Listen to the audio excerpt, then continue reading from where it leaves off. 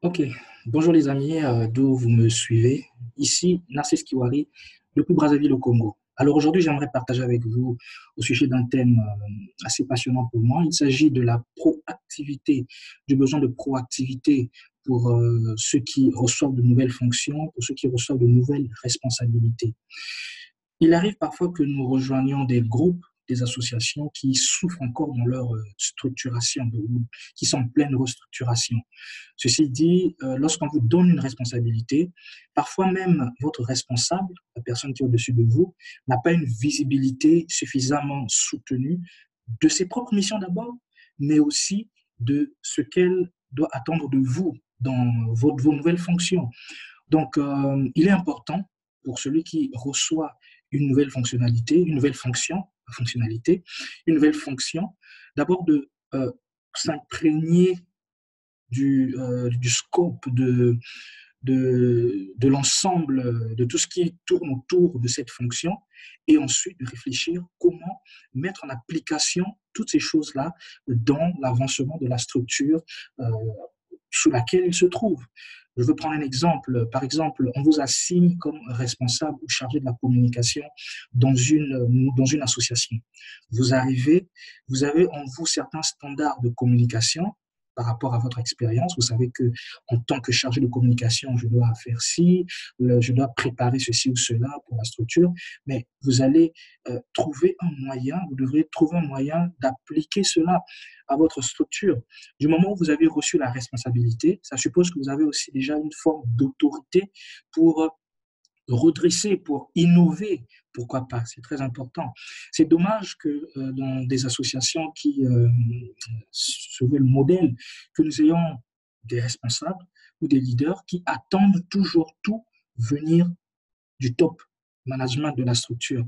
Mais le top management de la structure, parfois, lui aussi ou elle aussi peut, je ne veux pas dire occuper, mais peut avoir d'autres engagements qui l'empêchent d'être souvent focused, d'être souvent concentré à un certain moment. Et c'est l'équipe en dessous, c'est l'équipe qui va venir avec des idées, qui va sonner la sonnette d'alarme, dire, hey, leader responsable, voici ce que nous devrions faire, mais on ne le fait pas, qu'est-ce que tu dis? Donc, c'est très important du moment où vous avez la vision, du moment où les objectifs de l'association sont connus et que vous connaissez euh, votre titre, même si vous n'avez pas encore toutes les missions qui sont claires, mais au moins si vous connaissez votre titre, vous pouvez aller sur Internet, vous pouvez vous inspirer d'autres pour chercher à comprendre ce que vous devez faire. Vous savez, j'ai eu une expérience assez diversifiée dans le domaine professionnel où j'ai occupé des fonctions. On m'a donné, j'ai eu à gérer un département qui, au final, s'est retrouvé avec près de 60 collaborateurs directs. Et donc, c'était un département, il y avait quasiment tout à faire. Beaucoup ne voulaient pas mettre leurs mains dedans, que ce soit du côté de l'informatique, que ce soit du côté des ressources humaines. Donc, il fallait que moi, en tant que responsable, que je sois proactif, connaissant les besoins, connaissant les missions, connaissant ce qui était attendu de moi comme résultat en fin d'exercice, ben, je devais tout mettre en œuvre pour que j'atteigne mes missions. Ça m'a amené à toucher un peu à tout, mais d'accord, c'était nécessaire. Mais au moins, les missions ont été atteintes et personnellement, j'ai été beaucoup construit, j'ai été bâti. Et même par après, dans le domaine associatif, j'ai rejoint le conseil consultatif de Yali pour la sous-région Afrique de l'Est et centrale.